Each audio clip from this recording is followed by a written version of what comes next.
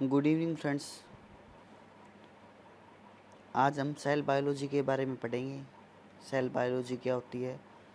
Basically हमारा cell biology क्या है? It is the branch of biology that study the structure and function of cell. यह हमारे biology की वो ब्रांच है जो कि हमें सेल के स्ट्रक्चर के बारे में और उनके फंक्शन के बारे में बताएगी। उसके बाद में सेल हमारी बेसिक यूनिट है क्योंकि हमारी बॉडी किससे मिलकर बनी होती है? सेल से। It concerned with the physical property, metabolic process, signaling pathway। अब सेल हमारा क्या क्या फंक्शन करता है? मेटाबॉलिक पाथवे प्रोवाइड करवाता है ये।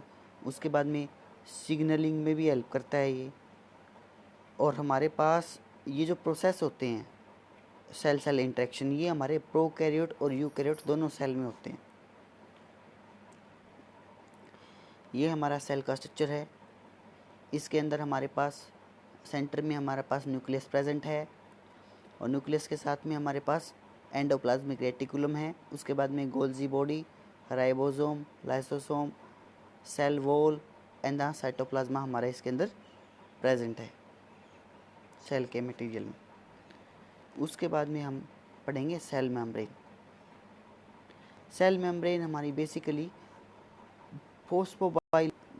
फोस्फोलिपिड बाइलेयर है जिसमें हमारे पास कोलेस्ट्रॉल और ग्लाइकोलिपिड भी प्रेजेंट होता है।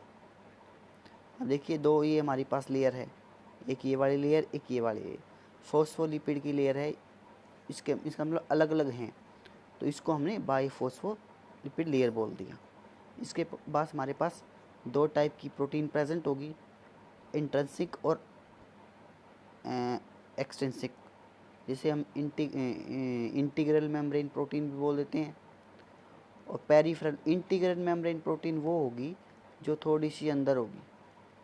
पेरिफेरल बिल्कुल एट द पेरीफेरी पे, सेल वॉल की बिल्कुल बाहर वाली लेयर पे अगर कोई भी हमारी प्रोटीन प्रेजेंट है वो हमारी पेरीफेरी प्रोटीन होती है।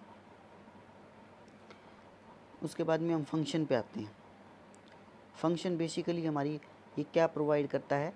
प्रोटेक्शन हमारे पास सेल वॉल। सेकंड, ये सेलेक्टिव परमिएबल है, कुछ सेलेक्टिव मटेरियल को ही अंदर आने देगी। ओके, उसके बाद में सेल रिकॉग्निशन रिसेप्टर प्रोटीन।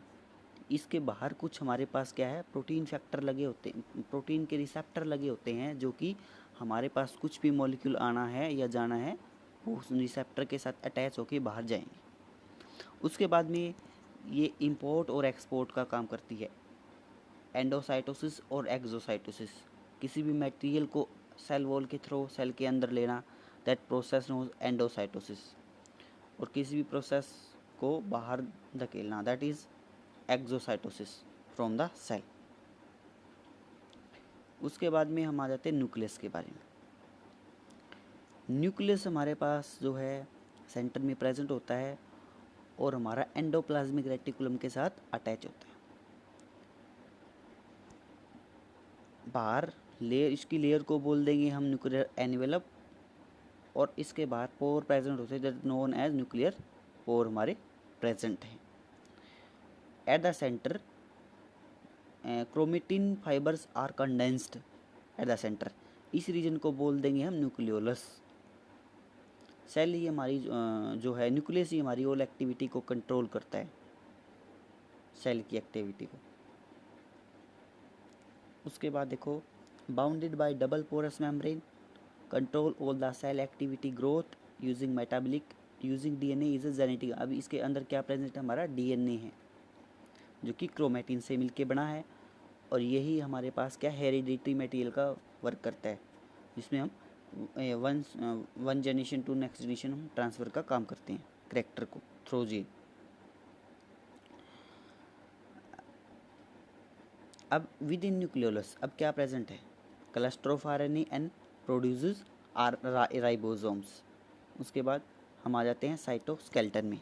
अब कोई भी सेल हमारा ऐसे तो अटैच पड़ा नहीं होगा भी, कुछ उसके साथ कुछ ना कुछ अटैच होगा। अटैच होने का मतलब कुछ ना कुछ वो स्ट्रेंथ प्रोवाइड करता होगा जिसमें उसकी शेप बनी रहे। तो उसके हमारे पास है 3 टाइप्स के हैं, that is the microtubules, microfilament और इंटरमीडिएट फिलामेंट। माइक्रोट्यूब्यूल्स हमारे पास ट्यूबुलिन से मिलके बने होते हैं सब यूनिट से, जो कि which help in cell dividing by forming spindle fibres. जब स्पिंडल फाइबर्स बनता है वहाँ पे हमारे पास सेल डिवीज़न में हेल्प करेगा। देन हम माइक्रोफिलामेंट्स के बारे में पढ़ेंगे। ये हमारा एक्टिन से मिलके बना होगा, जो मसल्स कॉन्ट्रैक्शन में हेल्प करेगा और साइटोकाइनेसिस में और सेल जो मूवमेंट में भी हेल्प करेगा ये। देन हम intermediate filament, family of protein provide mechanical support. ये हमारी क्या है, ये वो फैमिली है जो कि हमारे सेल को मैकेनिकल स्ट्रेंथ प्रोवाइड करेगी। अब इनका फंक्शन क्या है, इनका ये शेप और साइज़ को मेंटेन करके रखते हैं सेल की, फर्स्ट तो यही है। और ये लॉन्ग प्रोटीन स्टैंड करते नेटवर्क बना देते हैं। ओके, उसके बाद हम देखते हैं माइटोकॉन्ड्रिया। माइटोकॉन्ड्रिया को हम power of house of the cell बोलते हैं, क्योंकि इट प्रोड्यूस एटीपी। ये हमारा एटीपी प्रोड्यूस करता है क्रैब साइकिल के दौरान। क्रैब साइकिल के दौरान तो नहीं, क्रैब साइकिल होने के बाद जो हमारे पास जो इलेक्ट्रॉन्स बच जाते हैं वो हमारे ट्रांसफ़र कहाँ हो जाते हैं, माइटोकॉन्ड्रियल वाल पे। यहाँ पे हमारे पास ये आ जाते हैं वॉल पे, और यहाँ से क्या है, हमारी एटीपी बनती है, जिसे हम आगे एनर्जी के रूप में यूज़ करते हैं। और ये जो साइकिल चलती है यहाँ पे, इसको बोल देते हैं इलेक्ट्रॉन चेन ट्रांसपोर्ट। यहाँ पे जो है, अब देखो भाई, इसकी दो लेयर है, आउटर लेयर, इनर लेयर। उसके बाद में इसके बाद डीएनए प्रेजेंट है। उसके बाद में इनको ये फोल्डिंग सी होगी, इनको सिस्टर नहीं बोल दिया। और इसके अंदर हमारे पास ग्रेन्यूल्स प्रेजेंट है। अब क्या है, site of chemical reactions then transfer energy from organic compound to ATP. ये हमको एटीपी एनर्जी देता है। Cell with high energy requirement है more mitochondria, example muscles and liver. अब क्या है, जिसको हमारे पास एनर्जी की हाई रिक्वायरमेंट होगी उसके पास मोर माइटोकॉन्ड्रिया प्रेजेंट होंगे, जैसे कि मसल सेल में और लीवर सेल में। ठीक, उसके बाद में दो टाइप के हमारे पास हैं, टू मेम्ब्रेन्स टू मेम्ब्रेन्स होती है, स्मूथर आउटर मेम्ब्रेन हमारे पास, और इनर हमारे पास है मैनी फोल्डिंग, जिसको हम सिस्टर्ना बोल देते हैं। ऐसे फोल्डिंग थी, उसको हमने क्या बोल दिया था, सिस्टर्ना बोल दिया था, जो कि हमारे पास सरफेस एरिया लार्ज करेगी एटीपी प्रोडक्शन के लिए। और इसके पास हमारे पास क्या है, इसका आउन डीएनए है, इसका खुद का डीएनए। देन हम आगे क्लोरोप्लास्ट पे। क्लोरोप्लास्ट हमारा है, इसकी भी दो मेम्ब्रेन है, आउटर और इनर मेम्ब्रेन। उसके बाद में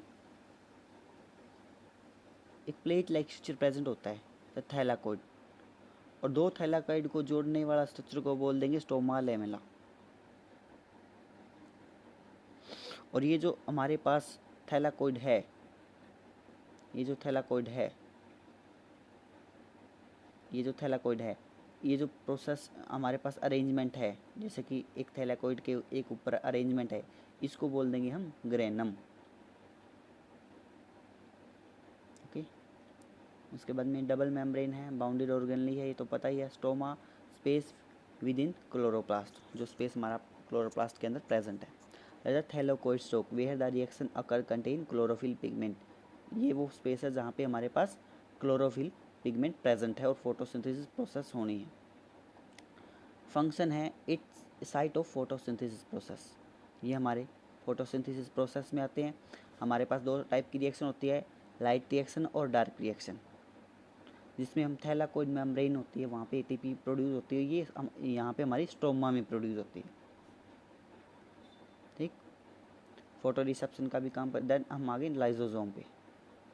लाइजोसोम में भी हमारे पास हाइड्रोलिटिक एंजाइम प्रेजेंट होते हैं और ट्रांसपोर्ट प्रोटीन प्रेजेंट होते हैं इसके अंदर हमारे पास। इसको हम सुसाइडल बैग भी बोल देते हैं। लाइजोसोम से कंटेन हाइड्रोलिटिक एंजाइम। ये हमारे पास क्या कंटेन करके रखता है, हाइड्रोलिटिक एंजाइम, जो कि किसकी मैन्युफैक्चर से हुआ है, गोल्जी अपरेटस। फंक्शन है गार्बेज डिस्पोजल। ये हमारा क्या सोसाइडल बैग की तरह ऐसे वर्क करेगा जैसे कि bacteria entering the cell worn out organelle intercellular digestion. अब क्या है, लाइसोसोम जो हमारा है वो खुद ही से डाइजेशन कर लेगा। Some function in plant is done by vacuoles. ये जो लाइसोसोम वाले फंक्शन है, लेकिन प्लांट में हमारे पास वैक्यूल्स होते हैं इनके फंक्शन को परफॉर्म करने के लिए।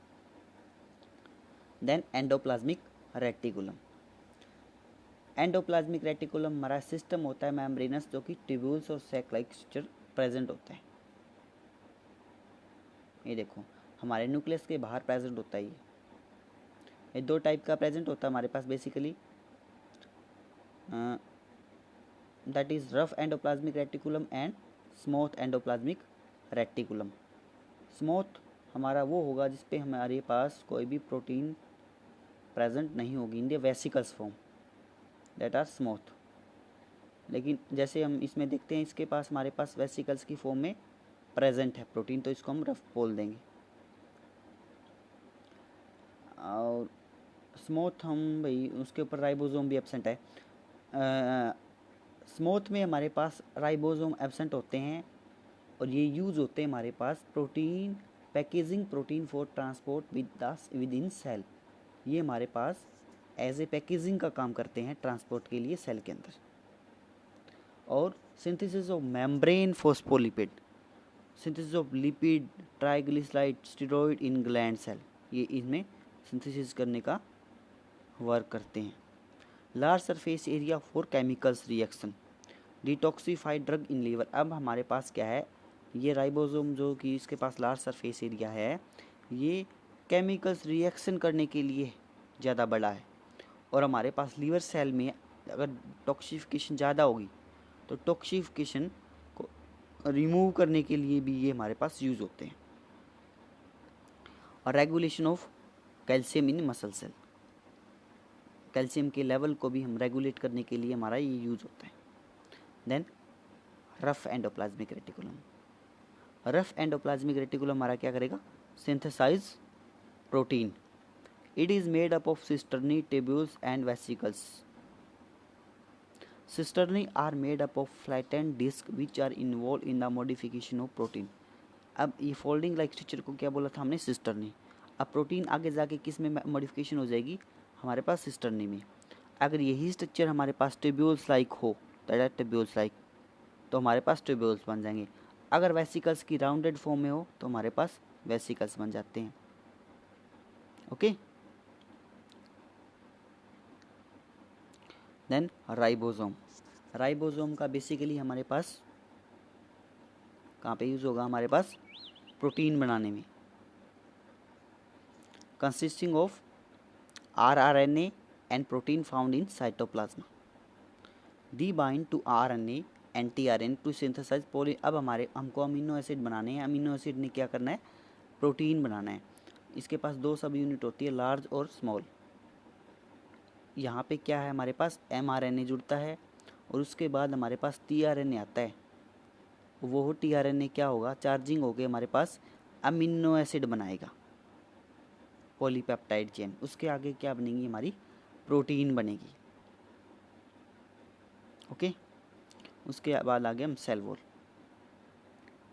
सेल वॉल में हमारे पास देखो, cell wall a rigid layer of polysaccharide lying outside the plasma membrane of the cell of plant, fungi और बैक्टीरिया में हमारे पास ये सेल वॉल प्रेजेंट होती है। बेसिकली देखो प्लांट सेल वॉल, उसके बाद में मिडल लेमिला, उसके बाद में आ गया हमारे पास primary cell wall, then plasma membrane आ रही है।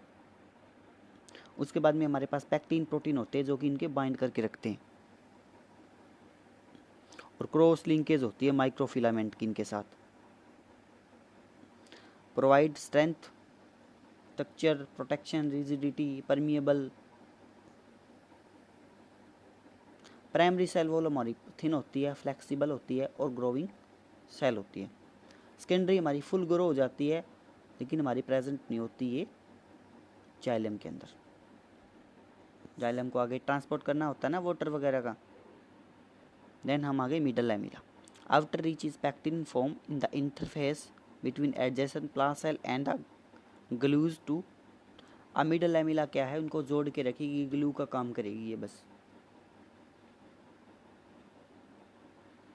Then peroxisome have a lipid bilayer membrane that control what enter and what exit them. अब प्रोक्सियोसोम क्या करेंगे, किसी भी सेल में हमारे पास क्या है, क्या एंटरिंग हो रही है और क्या हमारे पास क्या बाहर निकल रहा है, उसको हम बोल देंगे प्रोक्सियोसोम।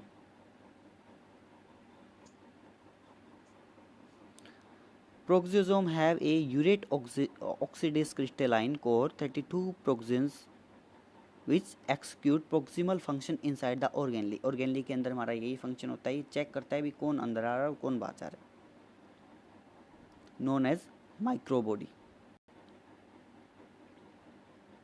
अब उसके बाद में reduction of oxygen specially hydrogen peroxide हमारा यूज होता है।